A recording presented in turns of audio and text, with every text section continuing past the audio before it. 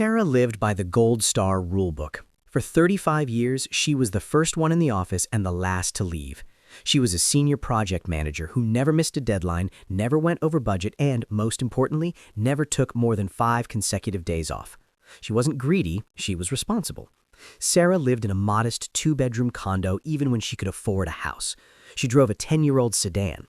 Every spare cent went into her brokerage account. She had a spreadsheet that projected her net worth out to age 85 with 2.5% inflation-adjusted precision. Her dream wasn't complex. Sarah wanted to trek the Inca Trail. She wanted to spend a year living in a small village in Tuscany, painting landscapes and drinking wine she didn't have to rush through. She told herself, at 60, I'll have the critical mass. I'll have the $3 million. I'll finally be free. Sarah hit her number at age 61. She walked into her boss's office, handed in her resignation, and bought a high-end set of oil paints and a pair of professional-grade hiking boots. 2 weeks later, the silent thief arrived. It wasn't a heart attack. It was severe, early-onset osteoarthritis in her knees and hips, the result of 3 decades of sedentary office work and pushing through minor pains to meet corporate milestones. The specialist was blunt. The Inca Trail? Absolutely not. Even walking on cobblestones in Italy for more than 20 minutes will require a cortisone shot and 3 days of recovery. Sarah has the $3 million. She has the Tuscan villa rental booked, but she spends her afternoons sitting on the balcony looking at the hills she is no longer physically capable of climbing. The paint stays in the tubes because her grip strength is faded. She did everything right according to the system, and she is devastated. My name is Shawn, and I've spent way too much time obsessing over why the traditional retirement model is a catastrophic gamble on a version of yourself that might never show up. If you are grinding your teeth through every Monday morning just so you can live 40 years from now, if you are treating your current life as a waiting room for a grand finale that isn't guaranteed, you need to hear this. What I'm about to show you isn't an excuse to stop saving or to blow your paycheck on depreciating assets. This is about optimization theory. You are currently optimizing for maximum net worth at death. I want you to optimize for maximum memory dividends while your body still has the capacity to collect them. I call it the mini retirement strategy, and it's about reclaiming your peak years before the silent thief of age steals your ability to enjoy them. We are taught from our first paycheck that life is a linear progression. You learn, you earn, and then at the very end, you return to a state of play. We call this financial maturity. We look at the person taking a 6-month sabbatical in their 30s as flaky or unfocused. We look at the person maxing out their 401k while neglecting their physical health as a success story. But let's look at the math the banks don't want you to run. The traditional model assumes that your utility of money remains constant throughout your life. It assumes that $10,000 spent at age 32 on a trekking expedition through the Himalayas provides the same life value as $10,000 spent at age 72 on a luxury cruise. It is a lie. The decay of physical capital. We talk about financial capital all the time, but we ignore physical capital. Your body is a depreciating asset. According to longitudinal health data, your peak aerobic capacity, VO2 max, and fast twitch muscle fiber density begin a steady decline after age 30. By the time you reach 65, the average human has lost nearly 25% of their bone density and a significant portion of their functional mobility. When you defer your bucket list items to 65, you aren't just delaying them, you are taxing them. You are betting that your 65-year-old self will have the same energy ROI as your 35-year-old self. Let's look at Sarah's Inca Trail dream. At 32, the cost is $5,000 and 10 days of physical effort. Her body recovers in 24 hours. The memory dividend lasts for 50 years. At 62, the cost is $5,000, but the physical requirement is now beyond her current health balance. The dream is bankrupt.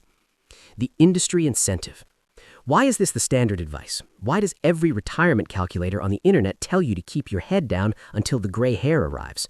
Because the financial industry is built on assets under management. Your employer wants you in the chair for 40 years because turnover is expensive and consistent labor is profitable. Your brokerage firm wants your money in their accounts for 40 years because they collect fees every single month that money stays put. If you take a year off at 38 to live in a van and surf in Portugal, the system loses. The bank loses their fees. The corporation loses their productivity. So they label your desire for a mini retirement as irresponsible. They have convinced you to trade your peak energy years, the only years you can truly use your body to its full potential, for a slightly larger number in a bank account that you might be too fragile to spend. The statistical reality. Here is the dark truth most people ignore. According to the Social Security Administration's own actuarial tables, a 30-year-old male has about a 15% chance of dying before they even reach age 67. If you add in the probability of a life-altering illness or disability, the odds of you reaching traditional retirement in the state of peak health are effectively a coin flip. You are gambling your current guaranteed vitality on a 50-50 shot at a future that might never happen. Now we get into the part that usually scares people the most, the money. People assume that taking 6 months or a year off will reset their retirement clock by a decade. They think if they aren't compounding every single month, the whole tower collapses. This is mathematically incorrect, and I'm going to show you why Sarah's all-or-nothing approach was actually a poor financial hedge. The cost of 3 lost years. Let's look at a new set of numbers. Let's take an average earner, Mark. Mark makes $85,000 a year. If Mark decides to take 3 separate one-year mini-retirements, one at age 32, one at 42, and one at 52, the traditionalist will tell him he's lit his future on fire. They'll say, Mark, you're losing $255,000 in gross wages. Think of the compound interest. But let's look at the net impact at age 65. If Mark saves 15% of his income consistently for 37 years, subtracting the 3 years off, versus someone who saves 15% for 40 years straight, the difference in the final nest egg, assuming a standard 7% market return, is often less than 12%. At age 65, the continuous worker might have $2.2 million. Mark, with his 3 years of global adventure, has $1.95 million. Is the $250,000 difference worth the 3 years of peak youth freedom? To the person with a broken body at 65, that $250,000 is a rounding error. They would pay 10 times that amount to have their 32-year-old knees back for just 1 month. You are trading a marginal increase in end-of-life luxury for a massive increase in midlife vitality. The sequence of returns myth. The financial industry wants you to believe that the early years of saving are the only ones that matter because of compounding. While starting early is great, the heavy lifting of a portfolio happens in the last decade when the balance is already large. Taking a break in your 30s doesn't stop your existing money from growing.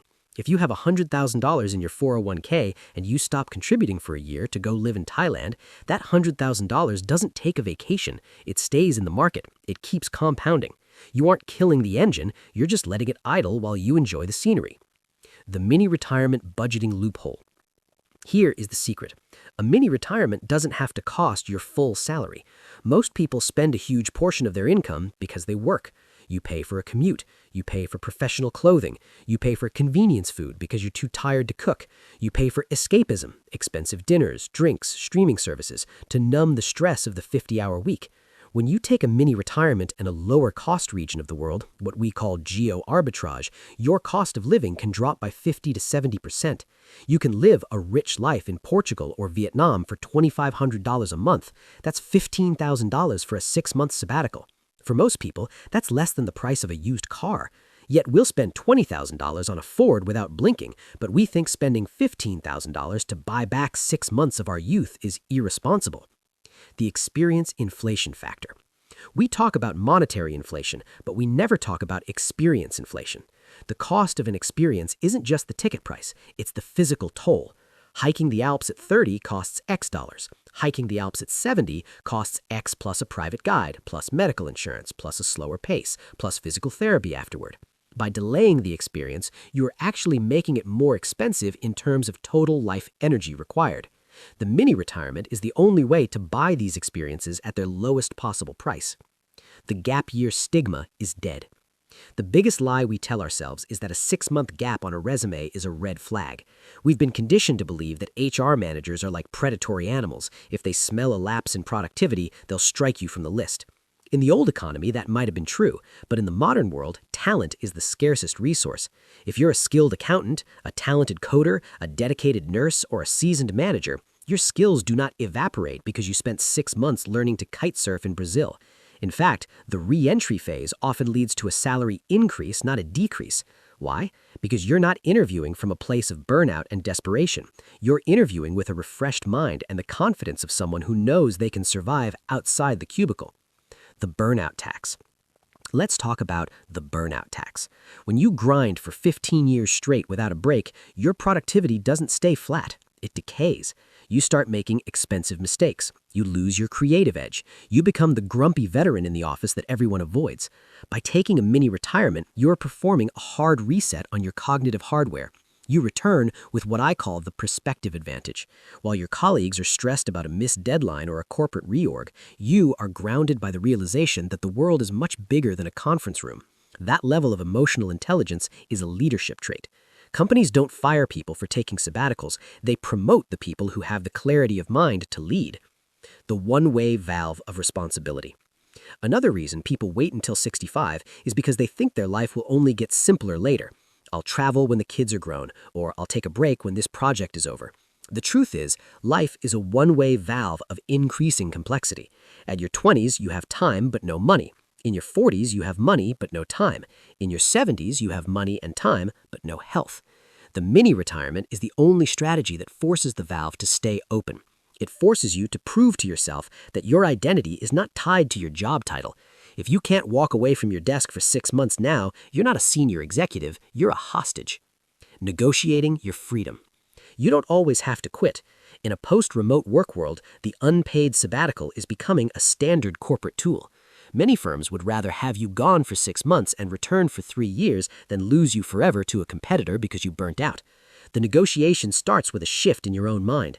You're not asking for permission to live your life. You're offering your employer a deal. I'm taking this time to sharpen the saw so that when I return, I can cut twice as fast. The mechanics of the Freedom Fund.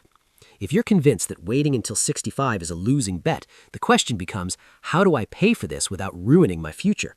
The answer is a freedom fund. This is not your retirement account. This is not your emergency fund. This is a separate, liquid bucket of capital designed specifically to be set on fire for the sake of an experience. To build it, you don't need a 6-figure raise. You need a consumption audit. Most people live at the ceiling of their income. If they get a 5% raise, they buy a 5% better car. If you instead freeze your lifestyle and divert that 5% into a freedom fund, you're not losing money, you're buying time units. The math, if you save $300 a month into a high-yield account in 5 years, you have $18,000 plus interest. The reality, $18,000 is 6 months of high-quality living in places like Mexico, Vietnam, or Portugal. You're not sacrificing your 401k to do this. You are sacrificing the upgraded lifestyle that you didn't really need anyway. You are trading a slightly nicer kitchen counter for 6 months of sunrises in the Andes. Planning for energy expenditure. When you plan these breaks, you must optimize for energy expenditure, not luxury. If you spend your mini retirement sitting in 5-star hotels, you're wasting the energy ROI.